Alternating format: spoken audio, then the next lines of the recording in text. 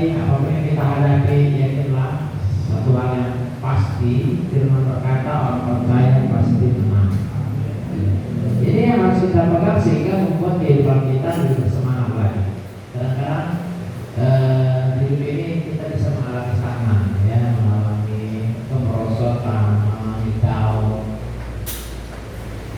Tapi orang-orang yang percaya pasti tetap bertahan walaupun di dalam lemah penderitaan. Amin. Ya, akan selalu bertahan. Oleh sebab itu pujian-pujian itu bisa mengubah kehidupan kita untuk semakin bersukacita. Pujian itu bisa mengalahkan segala-galanya. Sebab ada kuasa di balik pujian. Tadi lagu-lagunya lagu-lagu ya dua minggu ini kayaknya lagu-lagunya lagu-lagu jadul semua, ya, lagu-lagu. Tadi saking jadulnya yang MC itu lupa satu paragraf lagi, ya, satu apa lagi yang kiri kananku ada Tuhan, sekeliling ada Tuhan, dalam hidupku ada Tuhan, Yesus selalu besertaku. Ada satu lagi, glory glory glory haleluya, glory glory haleluya, bila Tuhan Allah di pihak kita. Lupa kok. Bila Tuhan Allah di pihak kita, kita akan tampil jadi pemenang. Nah itu ya, kita akan tampil jadi pemenang. Itu lah itu. Ya, kalau yang tak lama-lama kali dan bukan sekarangnya, ya, termasuk selesai. Bukan katanya. Padahal itu lagunya, ya. Jadi saya katakan kepada kita, Bapak Ibu saudara-saudari, pujian-pujian itu membuat kita lebih bersemangat dalam kehidupan ini. Ya, orang-orang yang bersukacita itu yang tidak bisa dipengaruhi oleh situasi, orang yang bersukacita itu selalu akan menang. Tapi ingat, indah tepat pada waktunya. Ya, indah tepat pada waktunya. Jadi sebabnya memang benar Tuhan malah percaya pasti menang. Ya, hanya itu saja. Percaya saja cukup. Tak ada yang lain. Biar Tuhan yang bekerja. Nah, jangan kerjakan pekerjaan Tuhan. Stres nanti kita. Ya, kerjakanlah apa yang bisa kita kerjakan. Selebihnya Tuhan yang kerjakan. Amin. Puji Tuhan. Bapak Ibu saudara-saudari, kita di dalam kehidupan ini masa-masa yang tidak bersahabat, ya, masa-masa yang tidak bersahabat. Masa-masa kalau itu saya bilang masa-masa sukar, ya. Masa-masa sukar. Tapi kesukaran ini bukan kesukaran yang lebih dari kekuatan kita. Firman katakan bukan lebih dari kekuatan kita. Enggak. Kesukaran yang kau alami adalah kesukaran yang apa kata firman? Yang biasa. Coba bilang sama kiri kanan, bilang sama dia, kesukaran biasa kawan. Ya. Kesukaran yang kita alami ini saat ini adalah kesukaran yang biasa. Ya. Itu kata firman. Tapi ingat, saya katakan kepada kita harus kuat menghadapi masa-masa yang sukar. Coba kita lihat di dalam kitab 2 Timotius pasal yang ketiga. 2 Timotius pasal yang ketiga ayat 1 sampai ayat yang ke-5.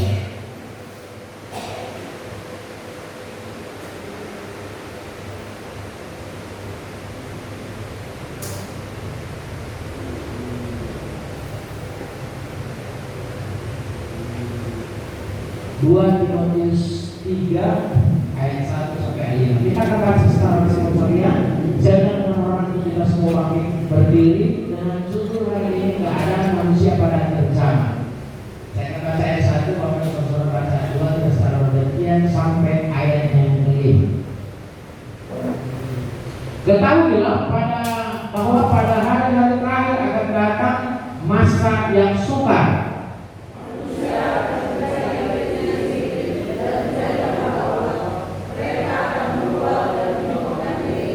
Mereka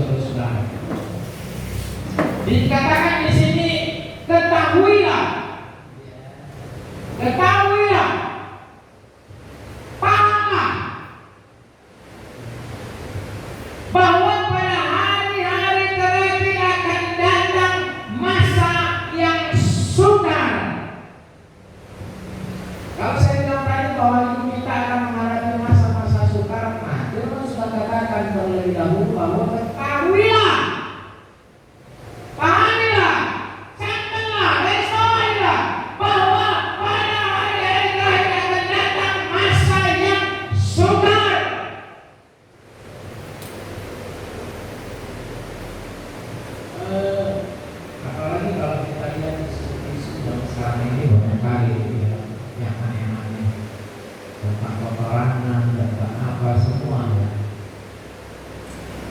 Menurut saya sebenarnya ya apa yang terjadi, kalau saya pikirkan biarkan semua terjadi, tapi ingat kita harus memikirkan apa kata Tuhan. Kalau berpikir apalagi kalau kita di orang Kristen, oh orang Israel masih menang, bangsa Israel masih menang. Tuhan bilang di dalam kitab Lukas pasal 21 apa katanya di sana, apabila kamu melihat Yerusalem dikepung oleh tentara-tentara, ketahui bahwa keruntuhannya sudah dekat. Ya, sekali lagi tentang runtuhnya Yerusalem. Apabila kamu melihat Yerusalem dikepung oleh tentara-tentara, Lukas 21, ketahuilah bahwa keruntuhannya sudah dekat. Saya kira bangsa Israel bisa bertahan. Nah, sekarang bukan masalah menang atau kalah, bukan masalah bangsa Israel atau bangsa Romawi, bukan. Hidup kita, amin. Hidup kita. Apakah hidup kita ini adalah bangsa Israel yang senantiasa hidup kokoh di dalam Tuhan, tetap tinggal di dalam Tuhan?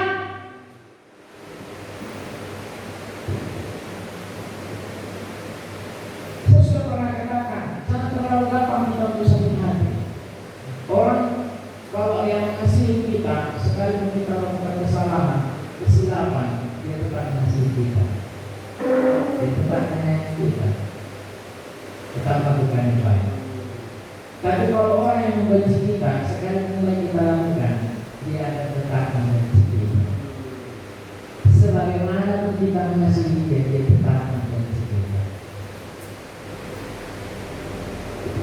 Nah, oleh sebab itu, Bapak Ibu Saudara-saudara yang terkasih, mari kita bisa melihat ayat-ayat ini.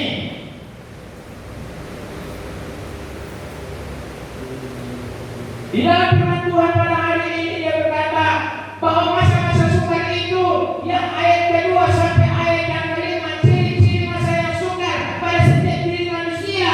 Manusia akan mencintai dirinya sendiri dan mencari hamba uang.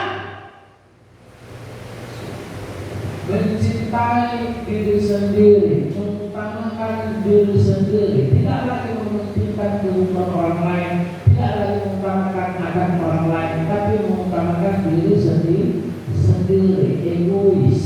Ya, bahwa pada akhir zaman nanti itu manusia akan egois, merasa dirinya selalu benar, tidak pernah salah. Ya.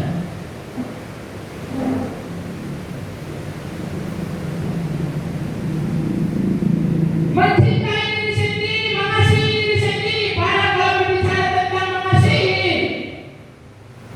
ini adalah interaksi dari pribadi ke pribadi, ya, interaksi dari diri sendiri kepada orang lain. Itu baru mengasihi. Sebab mengasihi itu adalah menguntungkan orang lain dan kita rugi.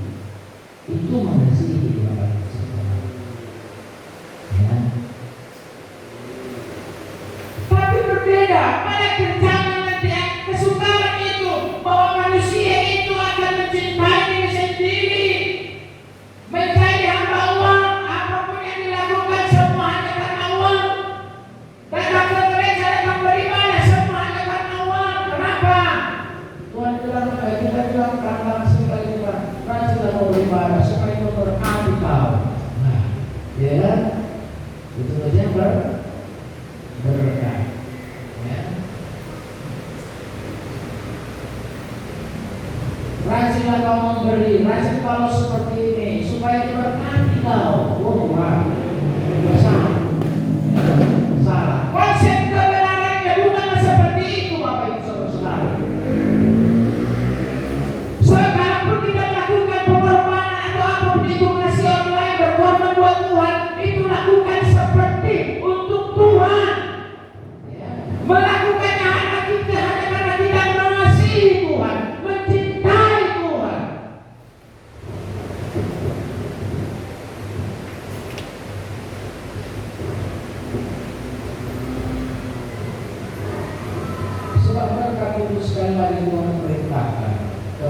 keluarga yang hidup rukun dan damai. Yang percaya kata kami, puji Tuhan.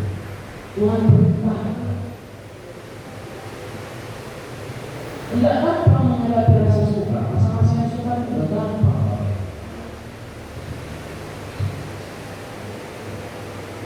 Dan kita hanya bisa berbicara, harus kuat. Kayak mana yang terjadi, kita harus kuat. Aku ada keras, sana mungkin. Kita harus kuat, ada keras. Kenapa kita hanya bisa berbicara? Uang di dompet kita 2.000, 4.000, 6.000. Bisa kita berbicara seperti itu? Kita harus kuat, harus kuat.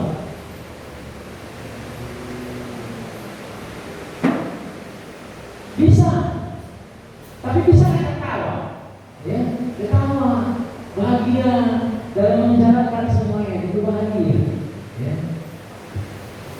Seperti saya sama istri saya. Dan kami bisa ketawa hanya gara-gara sesak, ya. Ya, sesak karena diri sendiri, bukan sesak karena orang lain. Sesak karena diri sendiri, ya. Kali pernah itu karena ya mengingat, sering kali saya ingat itu ya, waktu kereta gearnya rusak itu, ya, kami di jalan ketawa, ya, hanya tertawa. Kenapa? Kereta nggak bisa naik ke atas karena gearnya sudah watak.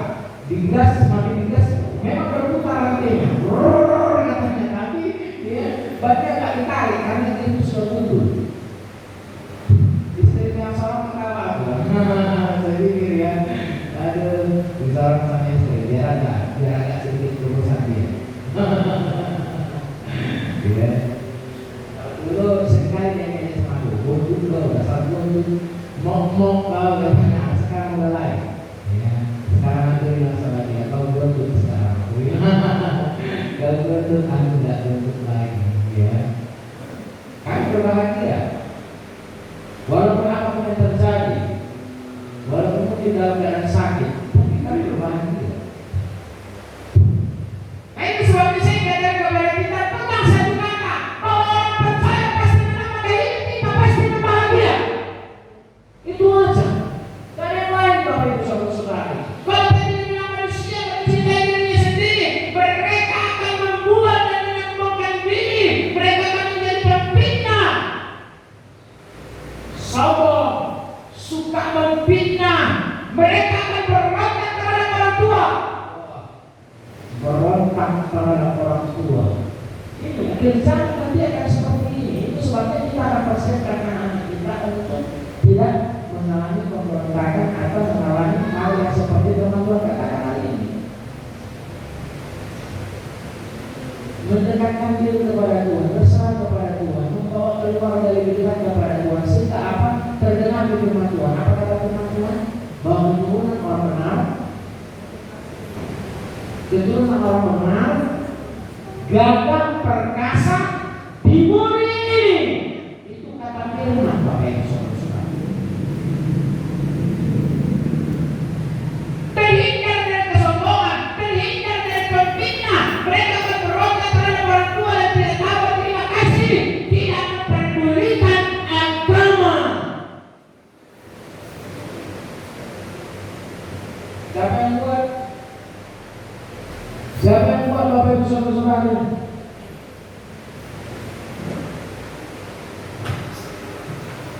Orang tua.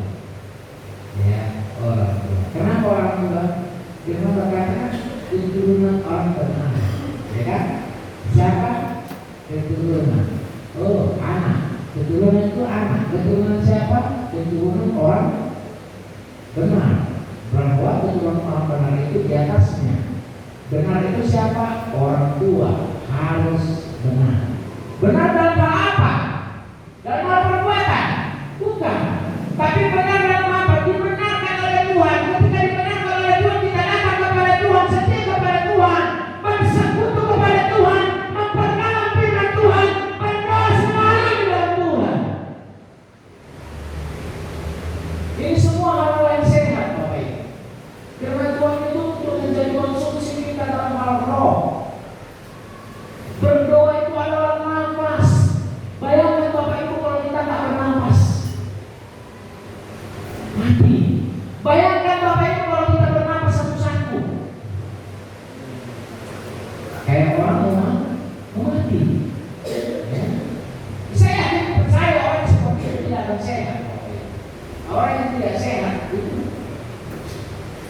tempat kendalinya.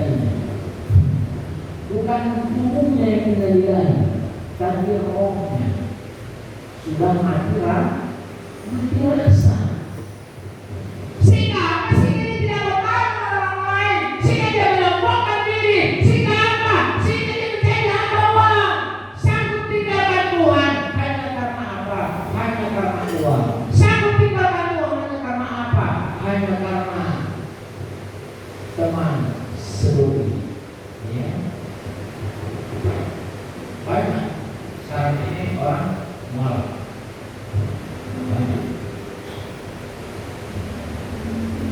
Saya yang udah hati-hati. Baru-baru ini aku jumpa dengan seorang anak Tuhan, keluarga anak Tuhan. Rupanya tinggal di Kalimantan, datang ke Medan. Dia bilang sama dia, burung kalian. Burung kalian, dia bilang, aku tolong. Tuhan, kalau menikah cewek, kalau menikah menjadi Islam karena pernikahan, aku bilang sangat disayangkan. Jelas-jelas aku bilang langsung. Mulai dia, tak peduli aku tak mau tahu.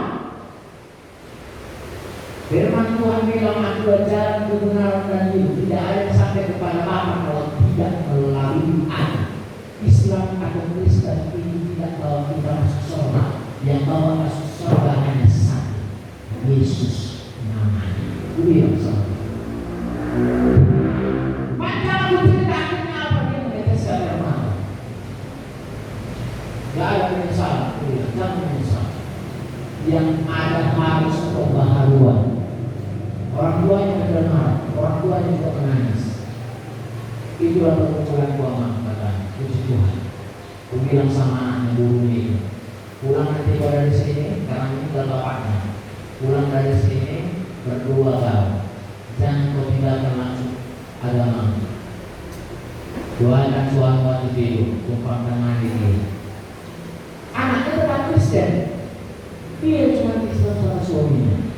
Aku bilang sama dia, tanya suamimu itu, dekatkan diri kau kepada pendeta, supaya pendeta itu mendoakan dirimu dan suamimu itu dimenangkan. Aku bilang, iya, aku kadang-kadang, aku abangnya, bilang, ya, karena bukan dia, aku abangnya, bukan anak. Iya, itu kan, ya. Ternyata waktu di penjara ini, pegang 3 teman, dilayani 1 orang, laki-laki. Itu begitu, gara-gara pernikahan harus bisa. Aku bilang sama dia, sangat disayangkan di rumah itu. Begitu pulang dia, langsung dia ajak istrinya, ayo kita tidak jangan dia terus. Dia kalau sama berdua, hei, siapa nama? Kata apa? Di mana kau tinggal? Bukan apa-apa, kau bilang. Kenapa kau ngomong kayak gini tentang agama sama anakku ini, heran ini? Kau mau bikin sesat? Enggak, aku gak menyesatkan. Aku memberitahukan kebenaran. Bilang. Itu bukan pengajaran dirimu. Aku berbicara tentang firman Tuhan. Kalau kau disalahkan, salahkan firman Tuhan. Aku bilang sama dia. Aku tahu dari firman Tuhan. Aku tahu dari dirimu. Jadi jangan salahkan dirimu. Jadi gimana kau tinggal, Bapak? Aku tinggal, kau segera cari tempat tinggal. Aku sekali yang berbicara itu. Aku ngomong Tuhan sama dia. Kalau ngobrol sama dia, aku bilang. Tiap hari aku bisa. Sekarang berbeda dia. Ngobrol. Aku begini. Kalau mau angkat aku, Bapak angkat aku gak sanggup. Karena aku berat waktu itu di rumah ini. Dia besar. Gak sanggup Bapak angkat aku. Aku bilang. Jadi sampai saat ini gak ada apa-apa, gak ada masalah. Gak ada masalah, tidak temannya orang yang tidak mempedulikan agama, tidak tahu mengasihi itu sudah tidak tahu lagi. Siapa yang mengasihi diri sendiri lupa. Coba lihat kejadian-kejadianmu, ya kan? Kejadian-kejadianmu. Orang Chinese begitu cantik. Dia. Apa alasan dia? Hanya orang yang luar biasa.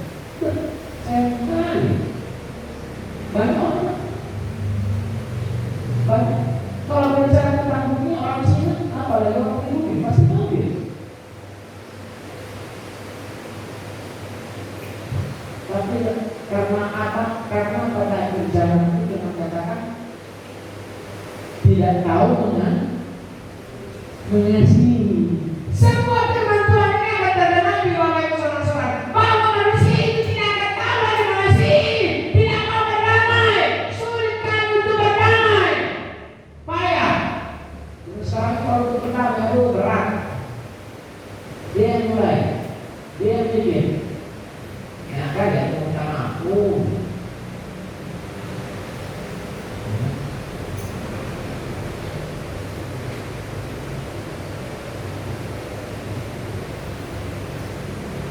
Kalau di rumah, Bapak Ibu Saudara, kalau di rumah saya yang sering melakukan kesalahan, paling sering melakukan kesalahan. Kenapa? Karena saya selalu minta maaf. Ya, saya selalu minta maaf. Maaf ya. Jadi orang yang minta maaf selalu besar, selalu besar. Ya, itu sebabnya saya bilang di rumah itu saya adalah orang yang paling bandel, karena saya selalu minta maaf sama istri saya. Salah ke dia, saya minta maaf. Ya. Jadi kata maaf itu ya itulah ya, berjiwa besar. Ya. Bukan suami tapi istri juga. Tapi itu bagaimana keluarga kita menjadi keluarga yang hidup rukun dan damai, menjadi keluarga yang berdekatan ini udah nggak ada apa-apa, udah terus berantem terus-terusan, berantem berjuang karena diberkati, ya, kapan diberkati, diubah. Oleh sebab itu, Bapak Ibu Saudara-saudari, apakah kita adalah orang-orang yang tidak mau berdamai? Maka itu adalah tanda-tanda akhir zaman. Suka menjelekkan orang lain, alias apa? Gosip. Pada akhir zaman nanti manusia suka bergosip. Jangan akhir zaman, sebelum akhir zaman banyak orang bergosip. Apalagi kalau akhir zaman semakin banyak yang bergosip. Semakin banyak. Saya begitu banyak tahu informasi Bapak. Banyak tahu informasi tentang siapapun, maupun tentang jemaat, maupun tentang GPD, seputar tentang dunia. Saya tahu banyak. Bagaimana pemimpin pusat zaman sekarang pada saat ini keadaannya saya tahu. Tapi saya tidak mau mengubah itu semua. Ya, saya tidak mau, itu bisa melemahkan orang lain. Apa yang terjadi di pusat GPD saya tahu. Tapi Bapak Ibu belum tahu. Yang Bapak Ibu perlu tahu adalah tetap dekat kepada Tuhan. Amin. Amin. Tetap dekat kepada Tuhan. Sehingga apa yang menjadi sekeliling kita, apa yang menjadi lingkungan kita itu semua tidak menjadi baru sandungan dalam hidup kita, tetapi menjadi berkat. Supaya kita bisa memberkati. Ya, walaupun pedih, pahit rasanya di sekeliling kita itu semua menjadi berkat dalam hidup kita. Bagaimana mengubah tanah yang tandus menjadi tanah yang subur? Ini pekerjaan anak Tuhan. Amin. Pekerjaan anak Tuhan. Coba lihat kalau ada pendeta-pendeta yang baru pulang dari Israel, selalu bilang berbalik tanah katanya, tanah yang jelek. Sebenarnya karena apa? Karena dekat dengan laut asing. Tapi Bapak Ibu Saudara-saudari, ada pendeta dibawanya sama madu kacang, bukan kacang sirup. Kacang sirup itu kecil kacang sirup, ya kan? Kalau di sana bukan kacang sirup, katanya kacang sirup. Karena besar-besar kalimat tidak kacang sirup ini katanya. Ya.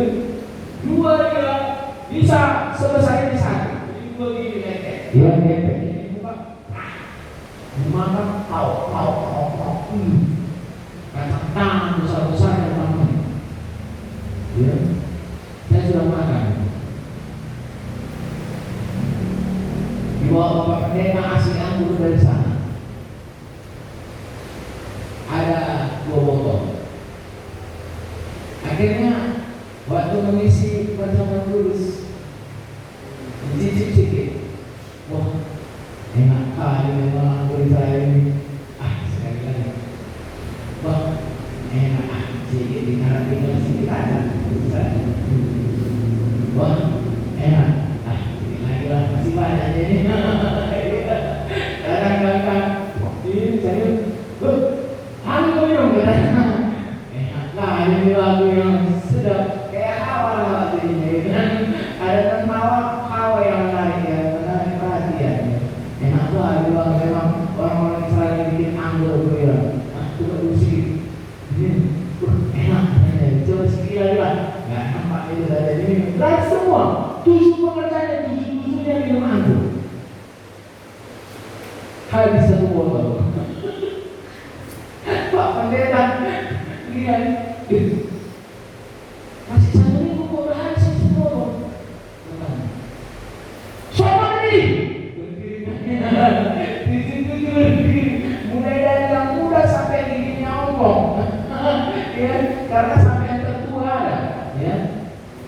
7-7 akan berdiri. Gimana? Akhirnya ujung-ujungnya aku tuh kayak karena kenapa semua mengarah tunjuknya kepada saya. Ini yang buat. Iya. Iya. Dan memang saya yang buat, ya. Tapi kenapa pada minum? Bilang sama dia, ya nggak apa-apa lah, itu resiko saya itu bilang. Akhirnya dihukum kami semua, ya. Hanya karena minum anggur. Sama juga kayak ada hal lagi dihukum kita mati. Kami dihukum kita mati, ya. Hidup menderita, disuruh puasa. Puasa. Kalian puasa 1 hari 1 malam, besoknya baru berbuka puasa, ya. Jadi Bapak Ibu saudara-saudara, saya katakan kepada kita bahwa jangan suka menjelekkan orang lain. Tidak dapat menekan diri, kita harus bisa menekan diri. Jangan garang, ya, karena dia garang, tidak suka yang baik.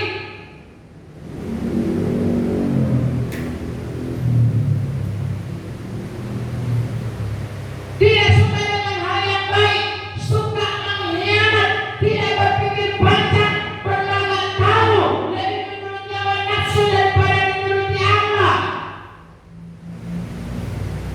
Menuruti keinginan daging, menuruti keinginan dunia. Secara lahiriah pada ini berkata, secara lahiriah mereka menjalankan ibadah mereka, tetapi pada hakikatnya mereka memungkiri kekuatannya. Jauhilah mereka itu. Jauhilah akan dunia ini. Mereka seakan-akan kuat, padahal mereka tidak kuat. Ya, saya katakan kepada kita, jangan cemburu dengan orang lain. Orang yang tidak kenal dengan Tuhan, orang yang kaya raya, mungkin menurut kita orang kaya, tapi kekayaannya seperti batu licin yang akan menggelincirkan kehidupannya, ya, pada suatu saat. Oleh sebab itu Bapak Ibu bersyukurlah,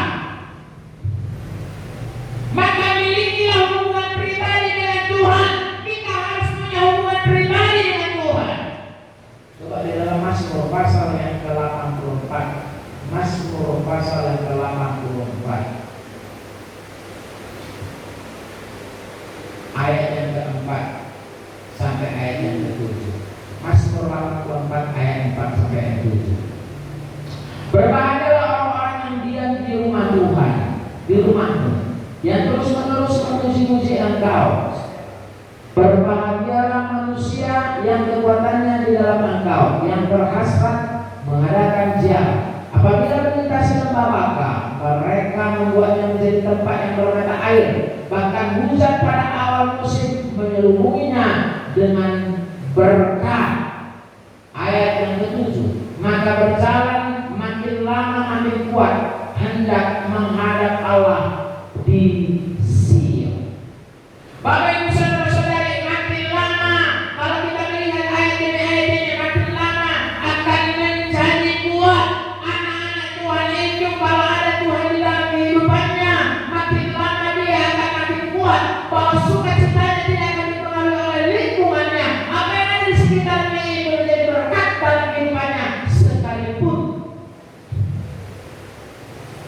penderitaan, masalah, beban dari ini kehidupan. Itu menjadi berkat. Karena apa? Maka dia tampil lebih daripada pemenang. Orang yang punya masalah beban berat bisa tampil lebih daripada pemenang. Kalau menang karena apa? Ada masalah. Kalau nggak ada masalah, bagaimana bisa menjadi pemenang, Bapak Ibu Saudara? Waktu kejadian Nuh, kalau Bapak Ibu, Nuh, waktu air bah, ya kan? Nuh dia sibuk membuat kapal. Di mana? Di mana? Di gunung. Orang bilang dia bodoh. Kalau orang pasaran bilang pau. Jarang itu bahasanya. Pau kan itu bodoh biasanya kan. Bodoh. Kalau itu enggak. Kalau itu Batak, pau katanya. Ya. Nuh bodoh karena dunia. Dia adalah orang yang tidak di dalam Tuhan. Sehingga apa? Air bah datang menenggelamkan, dunia ditenggelamkan, tapi dia meninggi. Anak Tuhan semakin ditenggelamkan, semakin meninggi. Banyak masalah beban berat, ada kapannya, ada baterainya. Tuhan beserta dia, Allah yang Immanuel, Tuhan beserta orang percaya. Semakin ditenggelamkan, semakin meninggi. Amin. Sama.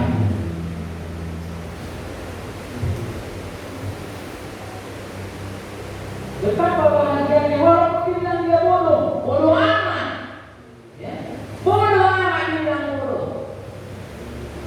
Yang pasti, kalau ada masalah beban berat, persoalan, Nuh, dia meninggi. Dunia tenggelam, dunia habis, binasa. Makanya Tuhan berkata binasa umatku karena bodoh. Bilang sama saudara, carilah orang pintar. Enggak berani bilangnya. Jangan bilang dengan jelas, bilang sama saudara kita, cari orang pintar. Itu Tuhan, ya. Carilah orang pintar. Pintar di mana? Pintar di dalam Tuhan. Kalau ada masalah beban berat, datang sama Tuhan. Kalau ada persoalan, nanya sama Tuhan. Itu yang benar, Bapak Ibu. Ya. Sehingga apa? Sehingga kita dunia tenggelam. Nuh menjadi meninggi. Kita tetap tinggi di dalam Tuhan. Karena apa? Karena punya hubungan yang baik dengan Tuhan. Orang bekerja sama dengan Roh. Orang bekerja sama dengan Roh Kudus. Coba kita buka di dalam Kisah Rasul. Kisah para Rasul. Kisah para Rasul pasal yang pertama ayat yang ke-8. Kisah Rasul 1 ayat yang ke-8 berkata bahwa tetapi kamu akan menerima kuasa kalau Roh Kudus turun atas kamu, dan kamu akan menjadi saksiku di Yerusalem dan di seluruh Yudea dan Samaria dan sampai ke ujung-ujung bumi. Kalau apa? Kalau Roh Kudus turun atas kamu, kalau ada kuasa Roh Kudus di atas kita, maka kita punya kuasa. Amin. Mau punya kuasa? Pastikan Roh Kudus turun atas kita. Dengan cara bagaimana? Terima Tuhan dalam hidup. Ciri-ciri orang yang terima Tuhan dalam hidup, dia pasti setia sampai mati. Maka dia akan bernyanyi, pegangan tangan Roh setiap hari, ku tak dapat jalan sendiri tanpa Roh. Bawa diriku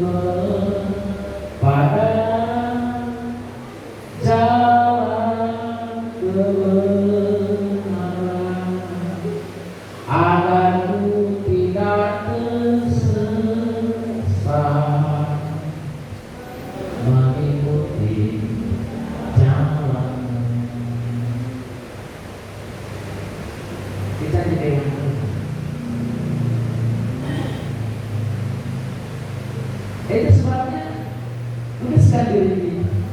Tetap setia kepada Tuhan, tetap cinta kepada Tuhan. Sampai seperti apa yang terjadi dalam dunia ini, yang penting kita tetap dekat kepada Tuhan. Biarkan Tuhan yang pegang kita. Saat kita mudah-mudahan biarkan Tuhan pegang kita. Tidak ada yang langsung. Kalaupun ada yang langsung, datangkan Tuhan ke tempat di mana kita hancur, maka Tuhan akan ubahkan kehancuran menjadi kebaikan. Tetap pegang firman Tuhan, Bapak Ibu Saudara-saudari. Pohon tetap berdiri sekalipun tidak musim buah. Karena apa? Karena ada air kehidupan. Pohon itu tetap kokoh. Ya, jadi kalau kita mau kokoh harus ada air kehidupan. Ya, sehingga kita bisa keluar. Sebab itu hidup tidak ditentukan oleh keadaan. Ya. Hidup kita tidak ditentukan oleh keadaan, tapi ditentukan oleh firman Tuhan. Amin. Untuk menuntut firman Tuhan di dalam kitab Efesus pasal yang ke-6. Efesus pasal yang ke-6 ayat yang ke-10. Salah seorang yang hormat untuk bacanya dengan keras. Efesus pasal yang ke-6 ayat yang ke-10. Akhirnya, benar kamu kuat dalam Tuhan, dalam kekuatan kekuatannya. Puji Tuhan. Ya. Akhirnya, kalau akhirnya ini Inggris, ya kan? Akhirnya kata Tuhan. Dan ini bukan berakhir. Ya. Firman Tuhan sekarang akan berakhir, tapi firman itu tidak akan pernah berakhir. Itu ada di hati kita. Akhirnya hendaklah kamu kuat di dalam Tuhan. Apapun yang terjadi dan sekarang ini, hendaklah kamu kuat di dalam Tuhan, di dalam kekuatan kuasa Tuhan. Yang percaya katakan amin. Puji Tuhan. Kita berdoa. Mari kita masuk ke dalam.